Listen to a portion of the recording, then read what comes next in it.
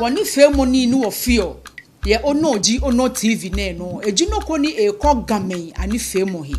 Gamante ase mi kusumi kani bi ni ya no fe no wo ko wo fon wo no. Ake wo ba twahe adafi wo ba nye ekofe ekose ko ni wo ha eba manja no ni mei ana wo gan kusumi ke wo ni femoni.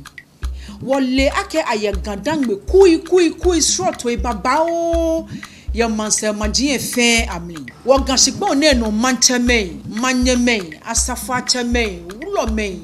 me titri hena no bi gan shikpo bi fe ya ne kemle cha ne no wo basmo no wo binyi ake kaji nye fe no ko ni ko gan he gan kusumi no fe no ni edomo shike ha gan nye fani ne nye chawo ni kaji nye chawo ni nye to hegbaja no nye hawo Onor TV wo baba hefe ni wo yake no fe no wo fio wo dienche wo fio ke wo hewale aka mo ke mo wo no dani ye ya anwe